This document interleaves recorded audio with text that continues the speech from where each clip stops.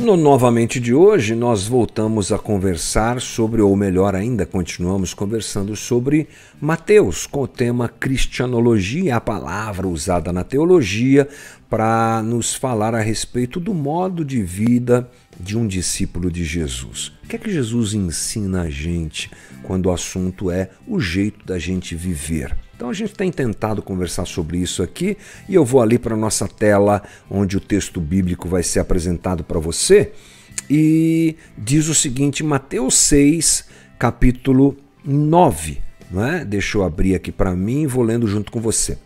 Vocês orem assim, Pai nosso que estás nos céus, santificado seja o teu nome, venha o teu reino, seja feita a tua vontade, assim na terra como no céu. Dá-nos hoje o pão nosso de cada dia, perdoa as nossas dívidas, assim como nós perdoamos aos nossos devedores. Não nos deixe cair em tentação, mas livra-nos do mal, porque teu é o reino, o poder e a glória para sempre. Mas fala sério, quem não conhece essa oração?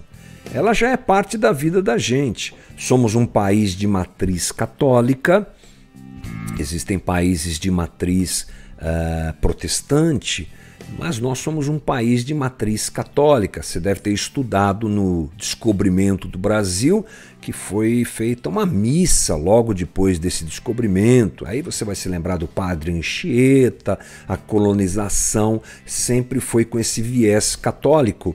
E eu não faço aqui julgamento de valor nenhum, eu só estou dizendo que esse é um fator importante para a gente entender por que a gente sabe o Pai Nosso. Tem gente que não vai na igreja há anos, tem gente que pouco foi na igreja, mas já ouviu falar do Pai Nosso. É por conta dessa tradição, dessa matriz, dessa religião quase que oficial que tomou conta do Brasil durante muito tempo. Mas a gente joga fora a oração que Jesus ensinou por causa disso? De jeito nenhum. Vamos nos lembrar que os mestres daquela época, eles ensinavam os seus discípulos a orar. Os rabis, aqueles que eram mestres judeus e que ensinavam os seus discípulos, eles tinham uma oração. Cada um deles tinha uma oração. E eles ensinavam essa oração para os seus discípulos porque essa oração ela refletia uma maneira de se relacionar com o divino, mas incutiam o seu pensamento, não é? O seu jeito de enxergar o mundo e a vida. E você quer saber? Isso é uma grande verdade. O jeito que a gente ora expressa quem a gente é e expressa aquilo que a gente chama de cosmovisão. Uma coisa boa a partir do entendimento sobre isso é a gente começar a prestar um pouco mais de atenção no jeito que a gente ora. A nossa oração nos identifica. A nossa oração nos mostra, não é? E no jeito que a gente vive hoje, em que as coisas são tão rápidas, tudo é automático, tudo é veloz, a gente tem na mão um aparelhinho que mostra o mundo pra gente, a gente às vezes não para prestar atenção no tipo de oração que a gente faz. Isso quando a gente ora, né? Mas é muito importante. Preste atenção na sua oração. Uma pessoa que enxerga Deus como um grande general, como um Deus todo-poderoso que vai dominar todas as coisas, ele vai orar expressando isso. Senhor, Deus dos exércitos. Já ouviu oração assim? Vários, né? O Senhor é poderoso, vai abrir o mar. Uma pessoa que enxerga Deus como um Deus punidor, como é que essa pessoa vai orar? Senhor, ela sempre vai ter um apelo de misericórdia, de medo, não é? Na sua relação com Deus. A nossa teologia se expressa na nossa oração. Uau! A partir disso, olhar para a oração que Jesus ensina é olhar para o que ele pensa. É olhar para aquilo que ele quer deixar como ensino aos seus discípulos. É a sua teologia, digamos assim. É o próprio Deus encarnado mostrando o que pensa sobre si mesmo, sobre a sua relação com o Pai e aí por diante. Bom, a oração do Pai Nosso segue essa tradição de ensino. E Jesus, eu vou aqui rapidamente abordar alguns temas que estão presentes nessa oração, mas como eu disse anteriormente, não dá para a gente se aprofundar demais, porque a gente gastaria muito tempo. Mas pense só da seguinte maneira: como é que Jesus abre essa oração? Pai Nosso. Só para a gente pensar como essa oração é profunda, ninguém chamava Deus de Pai. No Antigo Testamento, você terá até algumas referências a Deus como Pai, mas não nesse aspecto, porque a palavra usada por Jesus aqui é Abba. É uma palavra de intimidade. A gente já conversou sobre isso aqui. Como assim? Eu tenho que orar Abba, Abba, Pai Nosso, Abba, Paizinho. É por aí que Jesus está ensinando. Então veja como Jesus já muda a perspectiva de relacionamento que o povo judeu tinha com Deus. Não era essa. Era aquela: Senhor dos Exércitos, Deus Todo-Poderoso, que abriu o Mar Vermelho. Agora Jesus diz: chame Deus de Pai, porque Ele é teu Pai. Proximidade, né? Além disso, chame Deus de Pai Nosso. Não é só o seu Pai, é Pai Nosso. É coletivo, é coletividade. Agora não é individualismo, é coletividade. Então muitas coisas estão presentes nessa oração que poderiam agregar nosso entendimento sobre o que Jesus deixa de ensinamento a respeito da vida de um discípulo de Jesus. Mas nós vamos para 4 temas básicos aqui. O primeiro deles está justamente no fato da oração começar dizendo o seguinte: Pai nosso que estás no céu, santificado seja o teu nome, venha o teu reino, seja feita a tua vontade, assim na terra como no céu. A primeira coisa que a gente percebe aqui é Jesus falando sobre o sentido do mundo e o sentido da vida. Uau! Nessas 3 linhazinhas aí está tudo isso?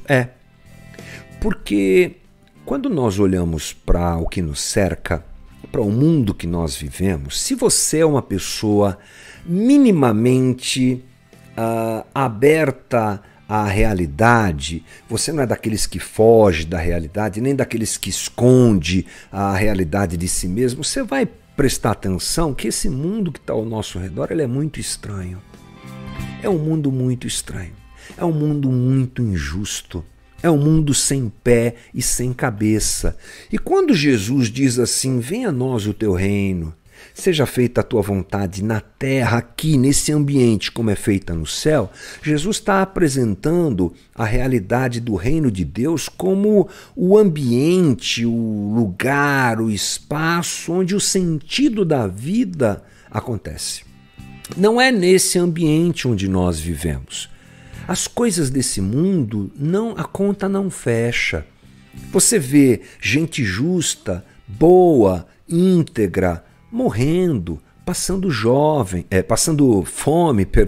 Você vê jovens perdendo a vida por nada, enquanto você vê idosos que vivem, não que tenham que morrer, mas é interessante isso, a conta dessa vida não fecha, não tem sentido nessa vida.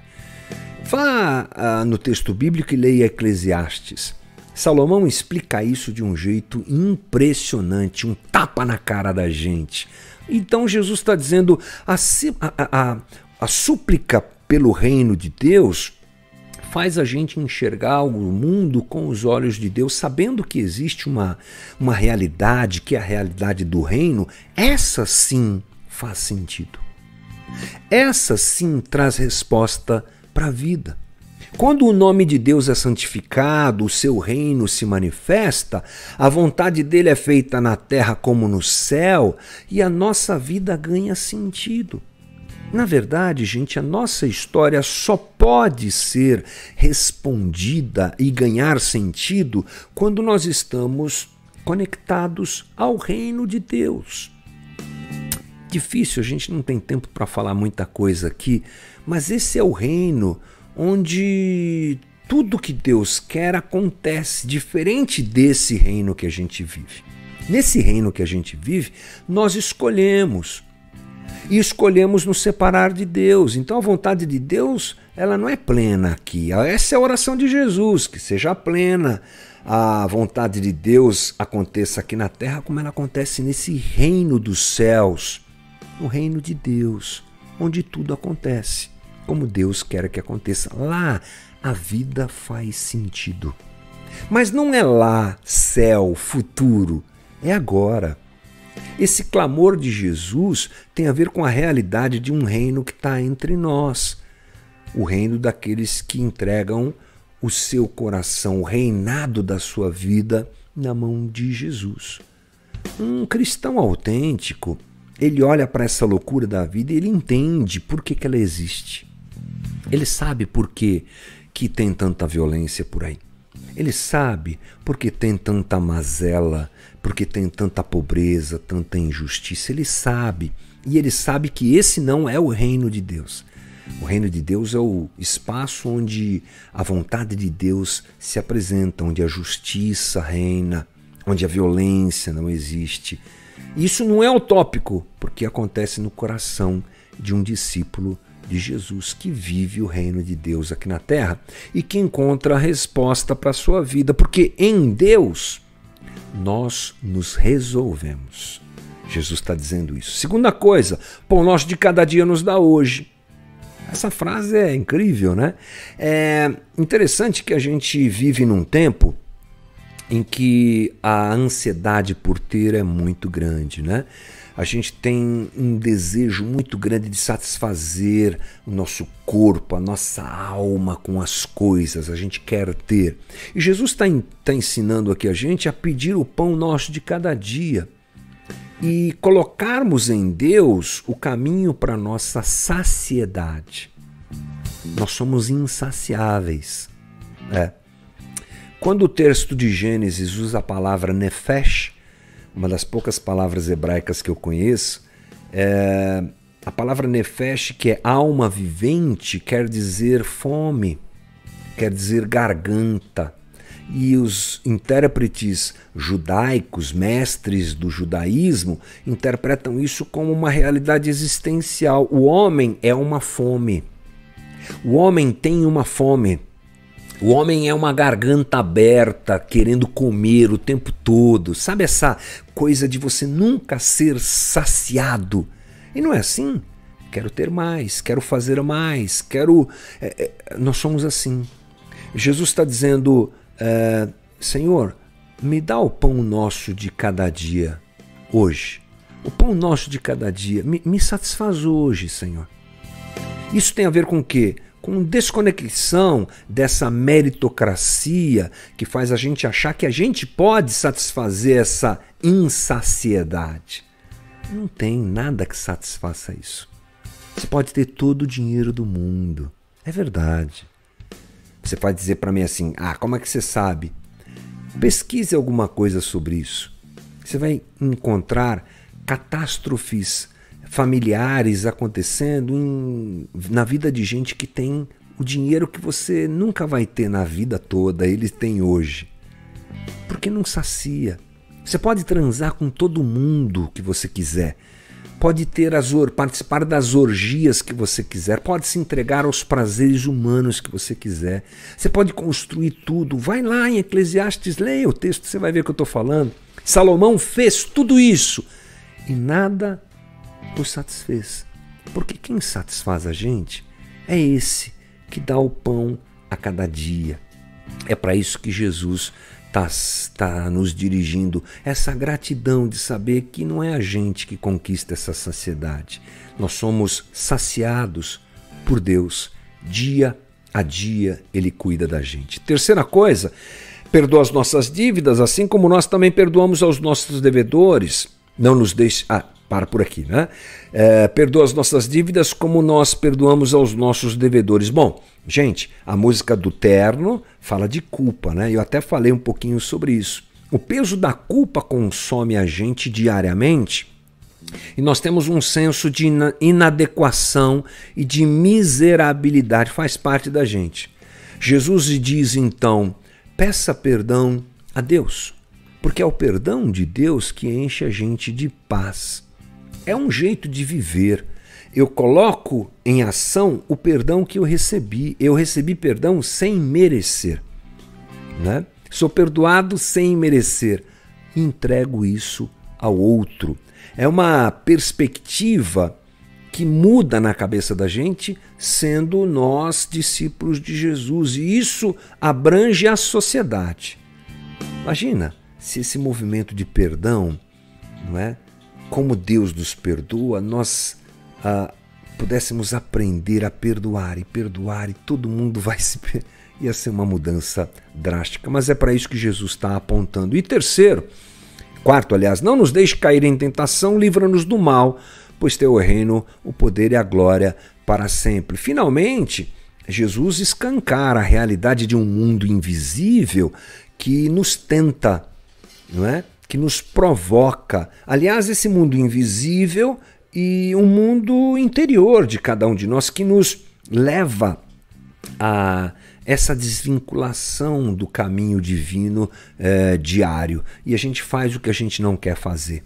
A gente se vinga mesmo não querendo se vingar. A gente cobiça mesmo não querendo cobiçar. Jesus sabe disso. E ele diz, peça a Deus para que essa tentação não te alcance, não se complete na sua vida. Ele nos diz que é possível encontrar em Deus o refúgio, a vitória sobre a tentação e a condição de enfrentarmos o poder do mal que nos assedia constantemente. Então, nessas 4 coisas, se nós conseguirmos entendê-las e absorvê-las no nosso dia a dia, realmente a oração do Pai Nosso deixará de ser aquela ladainha praticada por muitos que oram sem nem pensar, não é assim? Você chega num casamento, num velório, vamos orar o Pai Nosso, Pai Nosso que está no céu. Ninguém sabe nem o que está falando. Não é disso. Jesus está dizendo, pense, reflita e viva essa oração. Porque oração, ele mesmo disse anteriormente, não é um conjunto de coisas que eu falo. Oração é a minha vida, que é colocada para fora diante de Deus. E a minha oração hoje é que o Senhor nos ajude, que Deus nos ajude a viver tudo isso aqui. Bora lá, gente, esse foi o nosso novamente de hoje aqui no Cotidianamente.